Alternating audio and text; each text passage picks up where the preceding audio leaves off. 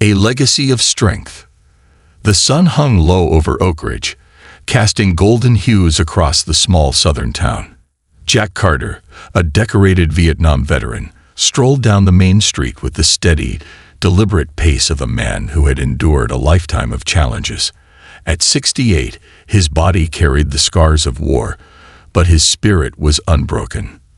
The townsfolk greeted him with nods and warm smiles, a quiet acknowledgement of his contributions to the community and his country. Jack was heading home after an afternoon at the local Veterans Hall, where he'd spent hours sharing laughter and memories with friends. But as he crossed through the town square, a commotion drew his attention. A crowd had gathered near a park bench, murmuring anxiously. In the center of it stood Officer Roy McDougal, a man whose presence often invoked fear rather than safety. Roy was a towering figure, his sharp words slicing through the air as he confronted a young man. The boy, barely out of his teens, looked terrified as he fumbled to retrieve his ID. Jack's keen eyes picked up on the tension. This was no routine encounter. It was a powder keg waiting to explode.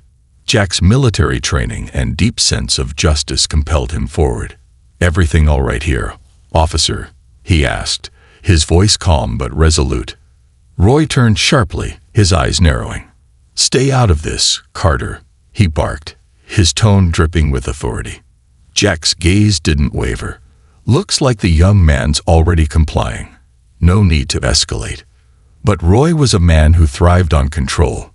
Jack's words, spoken in quiet defiance, struck a nerve. His jaw tightened, his fists clenched, and his voice rose. "I said this is none of your business. Walk away."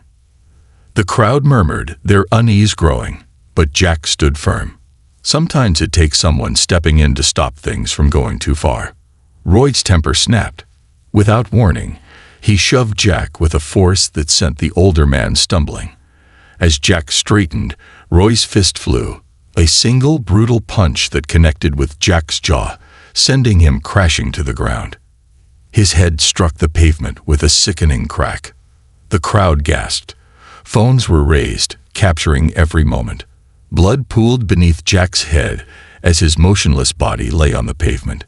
Roy stood over him, chest heaving, a flicker of panic breaking through his anger.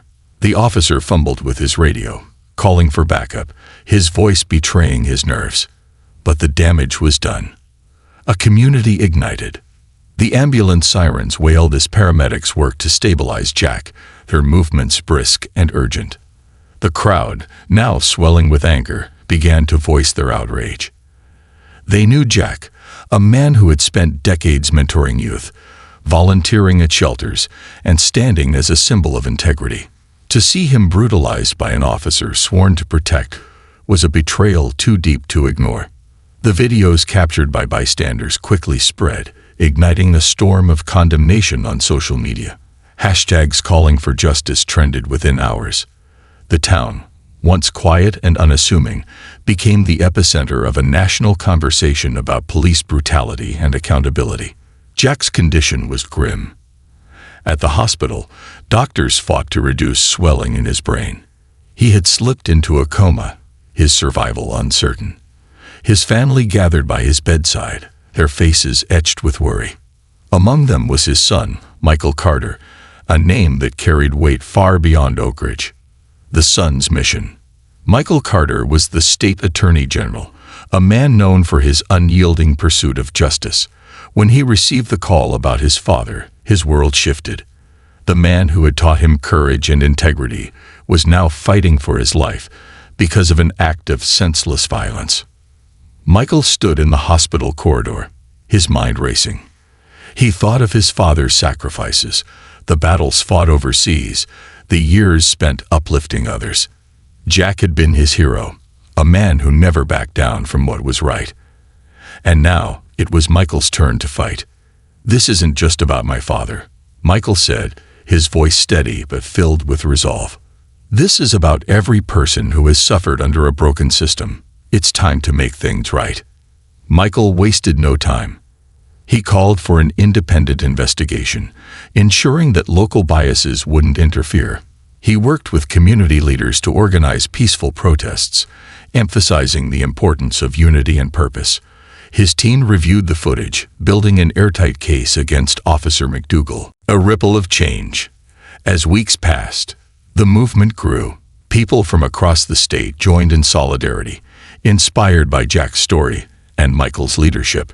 Vigils were held outside the hospital, where candles flickered in the night, a testament to the hope that Jack would wake. Michael stood before crowds, his voice ringing with conviction. "My father always taught me to stand up for what's right, no matter the cost. Today we honor him by demanding justice, not just for him, but for every victim of injustice. Together, we can build a system that values accountability and humanity." The pressure mounted. Officer McDougal was arrested, charged with assault and misconduct. The police department faced a federal inquiry, leading to sweeping reforms in training and oversight. Michael's relentless pursuit of justice inspired other communities to demand accountability, sparking a broader movement for change. A legacy continues. Months later, Jack opened his eyes for the first time since the attack. The room was filled with tears of relief and joy as his family surrounded him. Though his recovery would be long, his spirit remained unbroken. Michael sat by his father's bedside, holding his hand. "You've always been my rock, Dad. Now it's my turn to carry your legacy." Jack's voice, though faint, was steady. "You've already made me proud, son. Keep fighting, for all of us." And so, the Carter family's story became a symbol of resilience and hope. Jack's strength, Michael's determination, and the community's unity proved that even in the face of injustice, change was possible. Together, they showed the world that the fight for justice was worth every struggle, and that the legacy of one man could inspire a nation to rise. This conveys the importance of justice, perseverance, and unity, while maintaining a tone of inspiration and hope. The awakening of the movement. The days following Jack's brutal assault felt like the calm before a storm, an eerie, collective inhale before a powerful exhale of justice and reckoning. Michael Carter, now fully immersed in the fight of his life, realized that his father's condition was only the catalyst for something far larger than their family. Michael spent countless sleepless nights in his father's hospital room, watching machines beep softly as they kept Jack alive. His father, the man who had taught him the value of standing firm, now lay motionless, while the world outside his window raged with calls for justice. Michael's grief sharpened his resolve. If his father had always stood for what was right, Michael would do no less. But the battle wouldn't be easy. The system Michael sought to reform was as entrenched as the roots of the old oak trees in Oak Ridge, deep, sprawling, and resistant to change. The hidden network. Late one evening, as the hospital corridors grew quiet, Michael opened his laptop and began compiling every piece of evidence he could find. The videos taken by bystanders painted a clear picture of what had happened, but Michael knew public outrage alone wasn't enough. Real change required systemic accountability. Michael reached out to his network of allies, civil rights attorneys, investigative journalists, and community leaders who had long fought against police brutality and institutional corruption. One of them, an old law school friend named Jessica Moreno, had dedicated her career to exposing misconduct in law enforcement. "Michael," Jessica said during a late-night call, her voice firm, "this isn't just about Officer McDougal. This is about a culture that protects people like him. If we want real reform, we need to dig deeper." Together, they uncovered a disturbing pattern. McDougal's history of excessive force complaints had been buried under bureaucratic red tape. Complaints against him had been dismissed, records sealed, and witnesses intimidated. It wasn't incompetence. It was a deliberate effort to shield the department from accountability. As Michael pored over the evidence, Jessica spoke words that struck a chord. "This is about more than your father, Michael. This is about every person who never got the chance to fight back. If we expose this, we can't just aim for McDougal. We have to aim for the system that created him." Building the case. The decision to take on the system wasn't made lightly. Michael knew it would come with risks. Threats began pouring in, from anonymous emails to shadowy figures trailing him as he left his office late at night. But he also received an overwhelming wave of support from those inspired by his fight. Michael formed a coalition of advocates, from grassroots organizers to politicians who recognized the tide of public sentiment. Together, they drafted a comprehensive police reform bill, one that included measures for independent oversight, body camera requirements, and the establishment of a public accountability board. Simultaneously, he worked on building an ironclad case against Officer McDougal. Michael subpoenaed records, interviewed witnesses, and collaborated with journalists to shine a light on the corruption within the Oak Ridge Police Department. The resulting expose rocked the small town, making national headlines. The story revealed decades of unchecked power and a web of complicity that extended far beyond McDougal. As the public learned more about how the system had failed Jack and countless others, anger turned into action. The People's Court. Months later, the courtroom was packed to capacity as Officer McDougal stood trial. Michael, despite his personal connection to the case, refused to act as the prosecutor, knowing it might compromise the trial's integrity. Instead, he ensured that the best legal team was on the case. The prosecution laid out a damning case, painting McDougal as a man who had abused his authority for years. Witness after witness testified about his heavy-handed tactics, and the jury watched videos that showed Jack Carter's peaceful attempt to de-escalate the situation before being assaulted. But the most powerful moment came when Michael himself was called to the stand, not as an attorney, but as a son. He spoke with quiet dignity, his voice steady but filled with emotion. "My father taught me that courage isn't just about standing up for yourself. It's about standing up for others, even when it's difficult." He believed in a system that should protect the vulnerable. And today, I stand here not just for him, but for everyone who has been failed by that system. The courtroom was silent, save for the soft sobs of onlookers moved by Michael's words. Even the judge seemed visibly affected. A community transformed. When the verdict came, the world held its breath. McDougal was found guilty of assault and misconduct, a decision that sent shockwaves through Oak Ridge. But for Michael, the victory was only the beginning. The police reform bill he had championed passed with overwhelming support, marking a turning point in the state's history. Officers were held to stricter standards, and an independent oversight board ensured that misconduct would no longer be swept under the rug. Jack's story became a rallying cry for justice. His name was invoked in marches across the country, a symbol of resilience and the unyielding fight for accountability. Communities inspired by Oak Ridge's transformation began pushing for reforms in their own towns and cities. Jack's awakening. Months after the trial, Jack finally opened his eyes. His recovery was slow but steady, each small step a victory. When he learned of what had happened, both to him and because of him, tears filled his eyes. "You did this?" he asked Michael, his voice faint but full of pride. "We did this," Michael corrected, gripping his father's hand. "You're the reason I fight, Dad. You always have been." Jack nodded, a small but determined smile crossing his face. "Then we keep fighting. Until no one else has to." The legacy of justice. Jack Carter became a symbol not just of survival, but of change. His family story inspired legislation, activism, and a renewed commitment to justice nationwide.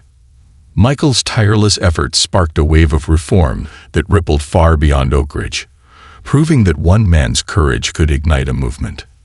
And in the quiet moments, when the protests had ended and the world seemed still, Jack would sit on his porch, his son by his side, watching the sun set over the town he had given so much to.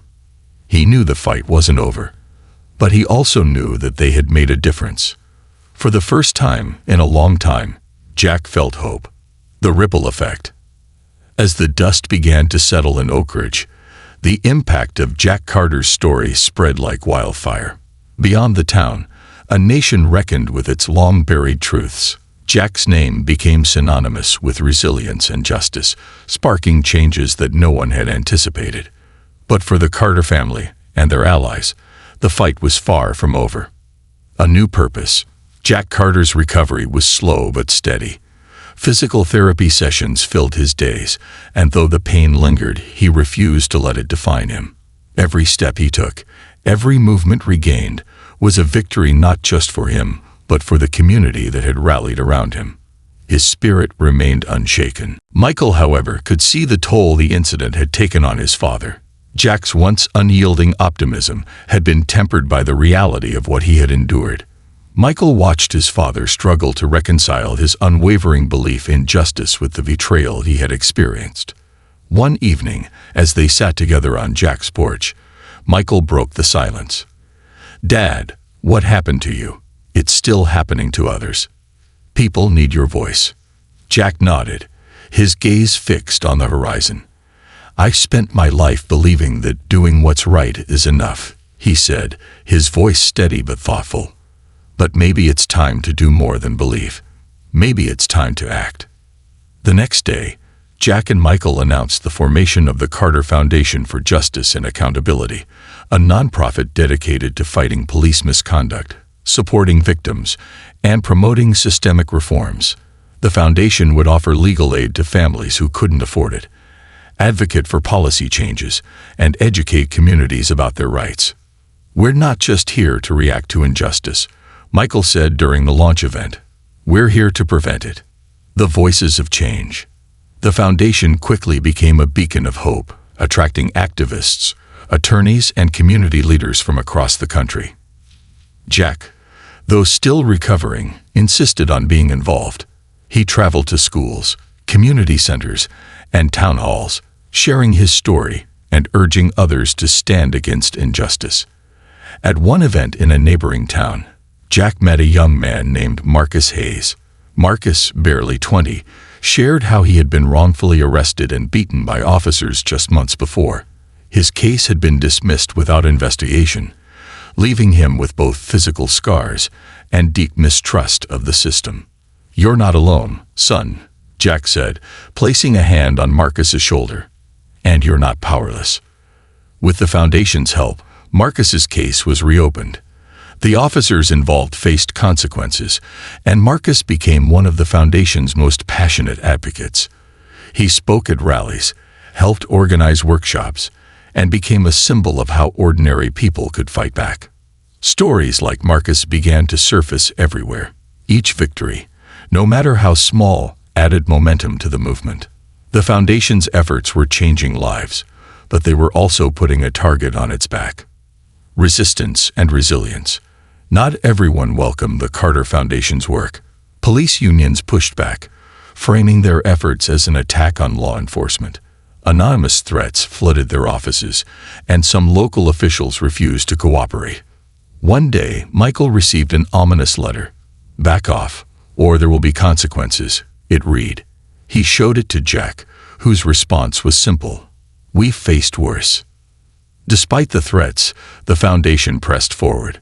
Michael used his position as Attorney General to push for statewide reforms, while Jack focused on building bridges between communities and police. They knew the fight wouldn't be easy, but they were prepared to endure. The national stage. The tipping point came when Jack was invited to testify before Congress.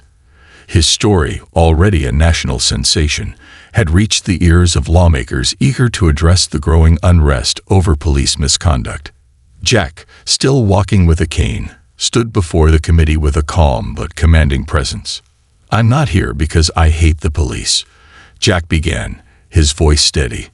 "I'm here because I believe in justice for everyone.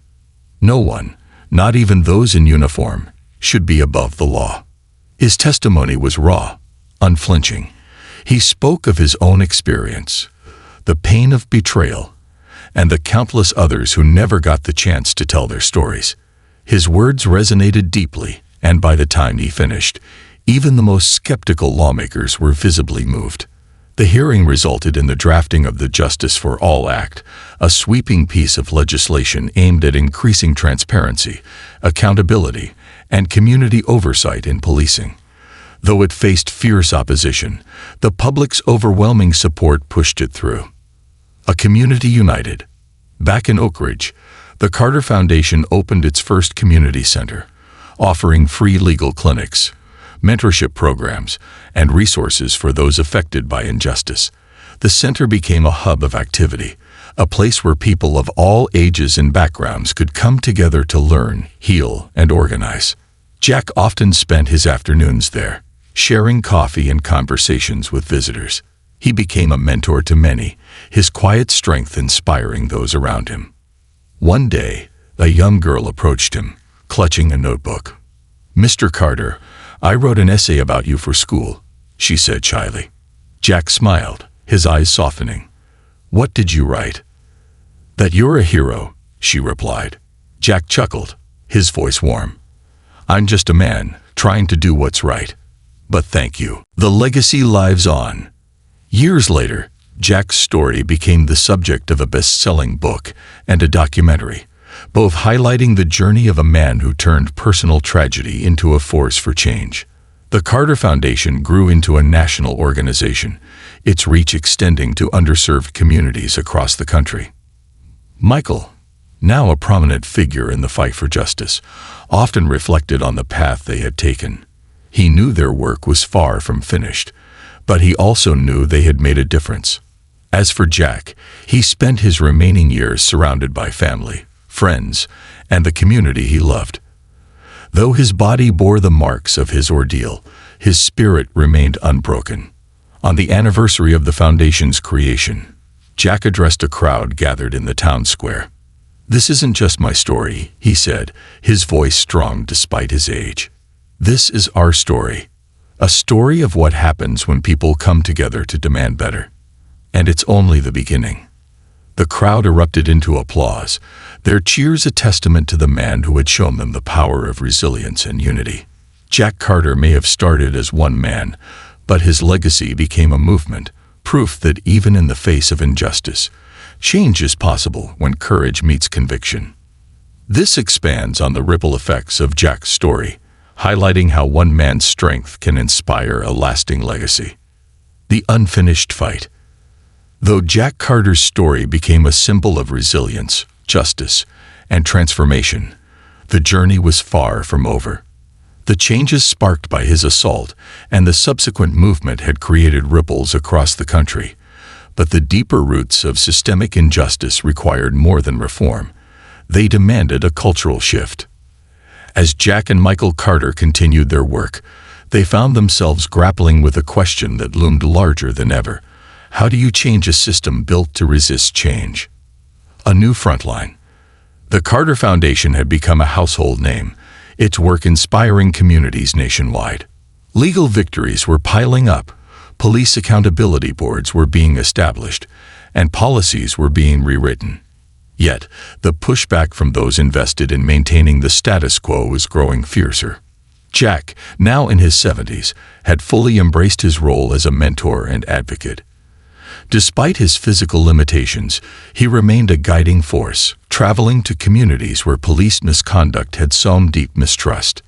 In one such visit to a Midwest town reeling from a recent incident, Jack addressed a crowd of young people.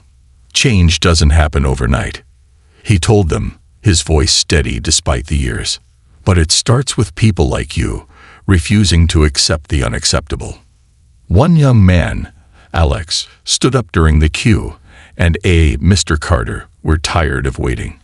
We've marched, we've protested, but nothing seems to stick. What else can we do?" Jack's gaze softened. "You organize, you educate, and you persist. And when the door doesn't open, you build your own." Michael's challenge. While Jack inspired the grassroots efforts, Michael faced battles in the corridors of power. His push for nationwide reforms was met with resistance from politicians who labeled his efforts anti-police. Michael's own political career, once on an upward trajectory, was now in jeopardy. During a heated debate on live television, a prominent senator accused Michael of undermining law enforcement. "You've painted all officers with the same brush," the senator said, leaning into his rhetoric. "What you're doing is dividing this country."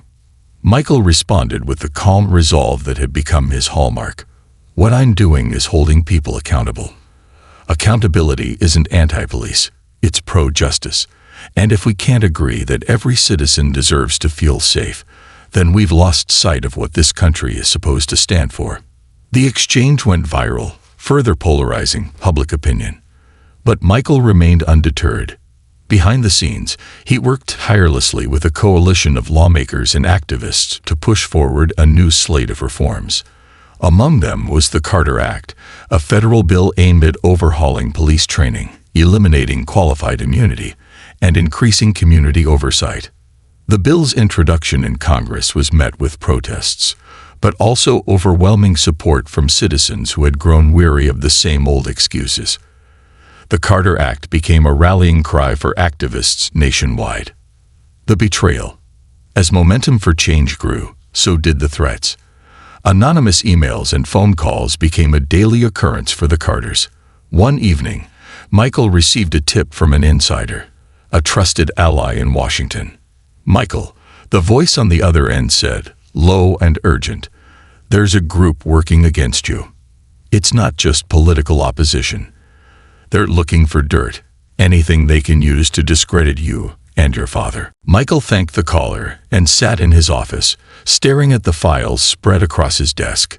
He knew this fight would come with sacrifices, but he hadn't anticipated just how personal it would get. A week later, a smear campaign against Jack surfaced. Fabricated stories of misconduct during his military service and false accusations of dishonesty spread across tabloids and social media. Jack, who had spent his life building a reputation of integrity, was devastated. Michael held an emergency press conference. "These attacks are not just an insult to my father. They're an insult to every person who has fought for justice in the face of adversity. We will not be silenced, and we will not back down." The community rallied behind the Carters, launching a counter-campaign to expose the lies. Within days, the smear campaign unraveled, and public support for the foundation grew stronger. Jack's final stand. As the Carter Act moved closer to a vote, Jack made one last national address. His health had declined in recent months, but his determination burned brighter than ever. Standing at a podium before a packed auditorium, he spoke directly to the hearts of the nation. "This isn't about me," Jack began, his voice trembling but resolute. "This is about every man, woman, and child who has been told their lives matter less. It's about building a future where justice isn't a privilege, but a promise." He paused, letting the weight of his words sink in. "I may not see the day when that promise is fulfilled, but I believe in you, in all of us, to make it happen." The room erupted into applause, tears streaming down the faces of many. It would be Jack's final public appearance. 2 weeks later, he passed away peacefully in his sleep, surrounded by his family. A nation remembers. Jack's funeral was a moment of national reflection. Thousands gathered in Oak Ridge to pay their respects, while millions watched the live broadcast. Veterans, activists, and ordinary citizens shared stories of how Jack had inspired them. Michael delivered the eulogy, his voice breaking as he spoke. "My father taught me that strength isn't measured by how much you can endure, but by how much you can inspire others to endure. His fight is now our fight." The Carter Act passed weeks after Jack's death, marking a historic victory in the battle for justice. Though it wasn't a perfect solution, it was a monumental step forward, a testament to the power of persistence and collective action. The legacy of hope. Years later, the Carter Foundation continued to thrive, expanding its reach to international communities facing similar struggles. Michael, now a seasoned leader in the fight for human rights, often reflected on his father's journey. Jack's name adorned schools, parks, and community centers, but his true legacy lived in the hearts of those he had touched. From young activists inspired by his courage to families who found justice through the foundation, Jack's impact was immeasurable. One evening, as Michael sat on the same porch where he and Jack had shared countless conversations, he watched his own children play in the yard. He felt a deep sense of pride and purpose, knowing that his father's dream of a fairer world was alive and growing. And though the road ahead remained long, Michael knew one truth would always guide him. When justice is delayed, it's not just denied. It's a call to action. Jack Carter's fight wasn't over. It had only just begun. This completes the narrative arc with a blend of triumph, loss, and an ongoing mission for change. A vision beyond justice. With the passing of Jack Carter, the world watched as his legacy continued to grow. The Carter Foundation for Justice and Accountability had become a cornerstone of hope, symbolizing the relentless pursuit of fairness in a world still grappling with inequality. Yet the question lingered. How could they ensure the changes Jack had fought for would endure for generations to come? Michael Carter stood at the helm of a movement that had outgrown even his father's vision. But the challenges ahead were daunting. Reform was not a destination, it was a journey. And the road was long. The next generation steps in. Months after Jack's passing, Michael sat with his wife and children in their living room. The walls were adorned with pictures of Jack, snapshots of his time in Vietnam, moments from his community service, and candid photos of him surrounded by family. Michael's eldest daughter, 17-year-old Maya, spoke up, her voice filled with both curiosity and determination. "Dad, Grandpa did so much. But what's next? How do we make sure this doesn't fade away?" Michael studied his daughter, his pride evident.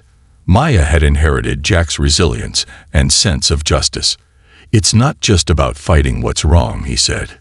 "It's about building something better." Maya nodded, her mind already racing with ideas. She had grown up in the shadow of her grandfather's fight, and now she wanted to make her mark. The next day, she approached Michael with a proposal. The foundation should expand beyond reform and dive into education and empowerment. What if we focus on teaching kids about their rights? About civic engagement? Grandpa always said change starts with people. Let's start with the youngest. Education as empowerment. Maya's vision took shape quickly. Within months, the Carter Foundation launched the Justice in Action Initiative, a program designed to teach middle and high school students about civil rights, advocacy, and the power of community organizing. The curriculum included interactive workshops, storytelling, and mentorship from activists and leaders. The program's first pilot took place in Oak Ridge, where it all began. Maya, now the face of this new initiative, stood before a gymnasium full of students. She shared stories of her grandfather's bravery, her father's leadership, and the importance of standing up for what's right. Grandpa used to say, "You don't have to be perfect to make a difference. You just have to care." "That's all it takes," Maya told them, her voice steady, caring enough to act. The program was a resounding success. Students who had once felt powerless discovered their voices. Within a year, the initiative expanded to schools across the state, then the nation. By empowering young people, the foundation ensured that Jack's fight would continue in ways even he couldn't have imagined. The Carter Global Alliance. While the education initiative flourished, Michael turned his attention to a broader horizon. He recognized that the issues of injustice and systemic oppression weren't confined to America. Across the world, marginalized communities faced similar struggles. Michael spearheaded the creation of the Carter Global Alliance, a coalition of international organizations dedicated to promoting justice, accountability, and human rights. The alliance connected activists, lawyers, and policymakers from different countries, providing resources and a platform to share strategies for systemic change. One of the first major projects was in a small South American village where police corruption had gone unchecked for decades. With the Carter Foundation's support, local activists organized protests, exposed corruption through investigative journalism, and forced significant reforms. Michael traveled to the village to meet with the community leaders. Standing in the middle of a dusty town square, he spoke through a translator. "What you've done here proves that courage isn't bound by borders. My father believed in the power of ordinary people to do extraordinary things. You are proof of that." Challenges from within. As the foundation grew, so did its challenges. Success brought scrutiny, and not all of it was well-intentioned. Critics accused the Carter Foundation of overreach, arguing that their work disrupted traditional systems and fueled division. One of the most vocal detractors was a political commentator who labeled the foundation as a dangerous force for chaos. In a heated interview, Michael faced the accusation head-on. "Chaos," Michael said, his voice calm but firm, "is what happens when injustice goes unchecked. What we're doing is restoring balance. If that makes some people uncomfortable, it means we're on the right track." The backlash only strengthened the foundation's resolve, but it also highlighted an important truth. Progress wasn't linear. It was messy, difficult, and often met with fierce resistance. Yet the Carter Foundation pressed on, buoyed by the growing support of people who believed in their mission. A monument to resilience. To honor Jack's memory and inspire future generations, the Carter Foundation announced plans to build the Jack Carter Center for Justice, a state-of-the-art facility in Oak Ridge that would serve as a hub for advocacy, education, and innovation. The center would include a museum of justice, chronicling the history of civil rights movements, with a special section dedicated to Jack's story. The Leadership Academy, a training program for aspiring activists and community leaders. The Action Hub, a space for grassroots organizations to collaborate, plan, and launch initiatives. On the day of the groundbreaking ceremony, Michael stood with Maya, his younger children, and a crowd of supporters. "This isn't just a building," Michael said. "It's a promise that we will never stop fighting for a fairer, more just world." As shovels broke ground, applause erupted, and tears flowed freely. The center symbolized not just Jack's legacy, but the enduring power of hope and action, a future worth fighting for. Years passed, and the Carter name became synonymous with justice and transformation. The foundation's work touched millions of lives, from local neighborhoods to international communities. The fight was still ongoing, but the seeds of change had taken root. Maya, now a young adult, took on a leadership role within the foundation, ensuring the work continued with the same passion her grandfather had instilled. She often reflected on Jack's words, drawing strength from his unwavering belief in the power of ordinary people. One evening, as she prepared for a keynote speech at an international summit, Maya looked out at the bustling city below. Her heart swelled with both pride and determination. The world her grandfather had dreamed of was still taking shape, but it was closer now than ever before. The enduring legacy. Jack Carter's name lived on, not just in buildings, programs, or movements, but in the hearts of those who carried his spirit forward. His life had been a testament to the idea that one person's courage could ignite a revolution. And though the journey was far from over, the world was better for having known Jack Carter. His legacy proved that when justice is pursued with love, resilience, and unity, no force can stand in its way. This concluding part celebrates the enduring legacy of Jack Carter while emphasizing the ongoing work required to sustain progress. A world reimagined. Years after Jack Carter's legacy became a symbol of justice and resilience, the world had begun to shift in profound ways. While his story remained an enduring inspiration, the true impact of his life's work could now be measured by the systemic changes taking root across the globe. But the fight for justice, as his family and allies understood, was never a straight path. It was a constant effort to reimagine and rebuild a world where fairness was not a privilege, but a guarantee. A global justice summit. The Carter Foundation had grown into a global network, and its reach extended to places Jack himself might never have imagined. As part of its expanding influence, the foundation hosted the inaugural Global Justice Summit, an international gathering of activists, policymakers, educators, and community leaders. Held in the heart of Oak Ridge, where Jack's journey had begun, the summit was a monumental event. Delegates from over 70 countries arrived, each representing unique struggles and successes in their fight for equity. Panels covered everything from police reform and education to environmental justice and technological ethics. Maya Carter, now the executive director of the foundation, stood at the center of it all. Addressing the opening ceremony, she spoke with a conviction that mirrored her grandfather's. "This summit isn't just about celebrating what we've achieved," she said, her voice steady but impassioned. "It's about asking what comes next.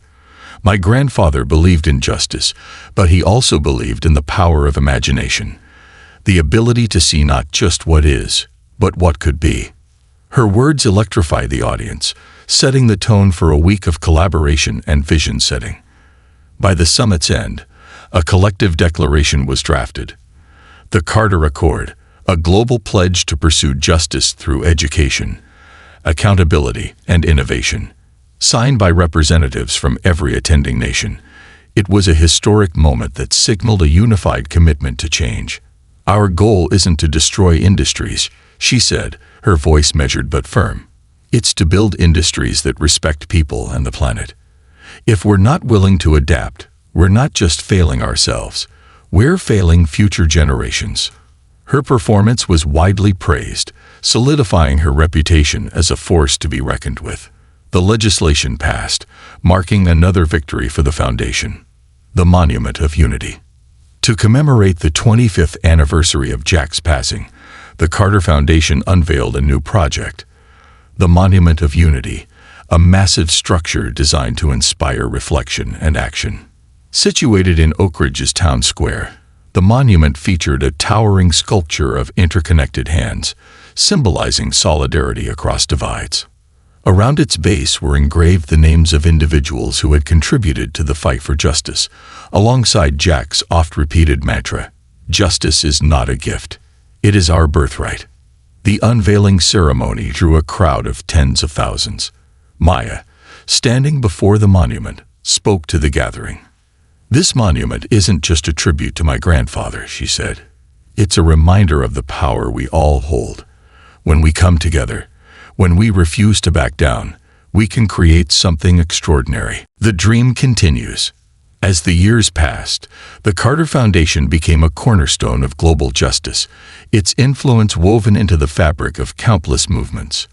But for the Carter family, the true measure of their success wasn't in the accolades or the headlines, it was in the lives changed and the communities empowered. Maya often found herself returning to the porch of her family home in Oak Ridge, sitting where her grandfather had once dreamed of a better world. She'd watch the sun dip below the horizon, her heart full of both pride and resolve. The fight wasn't over, it never would be. But the world was different now. It was better, fairer, and more compassionate. And that, she knew, was the greatest legacy of all. Jack Carter's story had started a revolution. His family had turned it into a movement, and the world had made it a promise. The seeds of change. The story of Jack Carter and his family did not end with the passing of time. It evolved, growing roots in communities across the globe. Jack's courage, Michael's determination, and Maya's vision became the foundation of a world moving steadily toward equity, accountability, and compassion. Yet, as with all great movements, their work was never truly finished. It was simply passed from one generation to the next. A world transformed. 50 years after Jack Carter first stood against injustice in the Oak Ridge town square, the world had changed in ways that seemed almost unimaginable back then. JusticeNet was no longer just a tool. It had become a global infrastructure for transparency and accountability. The Carter Foundation had established centers on every continent, each one a beacon of hope and a hub for activism.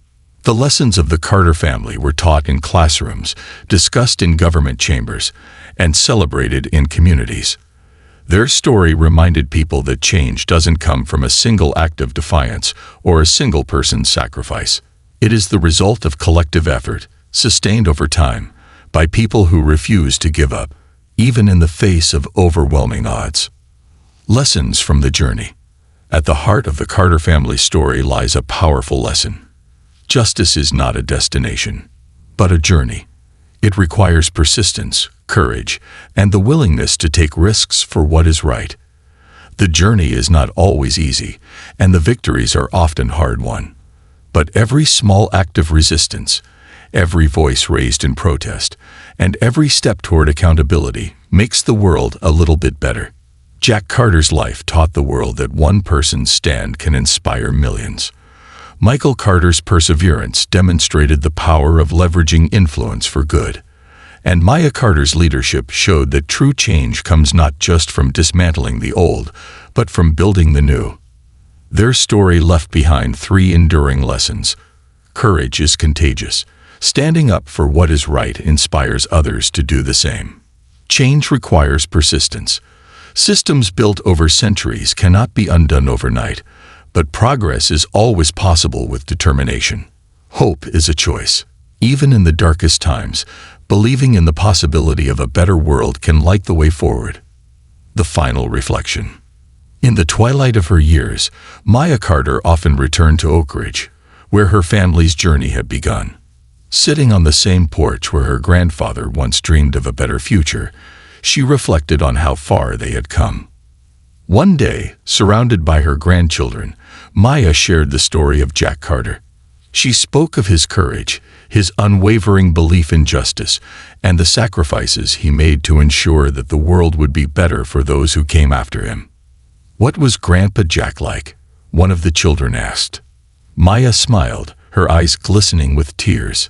"He was brave, but more than that, he believed in people.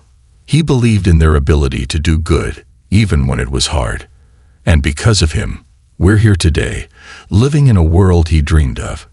The child looked thoughtful. "Do you think he'd be proud?" Maya nodded. "Not just proud. He'd be hopeful, because he'd know that the fight he started will never end as long as people like you carry it forward. A world forever changed." The Carter family's story became more than history. It became a guide. A reminder that even in the face of overwhelming odds, one person can ignite a movement, and one family can help reshape the world. And as the sun set over Oak Ridge, the legacy of Jack Carter shone brightly, not just in the monuments and programs that bore his name, but in the hearts of those who had been inspired by his life. Justice was no longer a distant dream. It was a living, breathing promise, one that Jack Carter had planted, and that the world would nurture for generations to come. Final thought. Jack Carter's journey teaches us that the most profound changes start with small acts of courage. Whether in our communities, our workplaces, or our families, each of us has the power to make a difference. The question is not whether we can change the world, but whether we are brave enough to try. This concludes the story. Thank you for watching until the end. I hope you found it enjoyable. If you did, please consider liking the video and sharing it with your friends. Don't forget to subscribe to our channel and activate the notification bell for more captivating stories. Have a great day.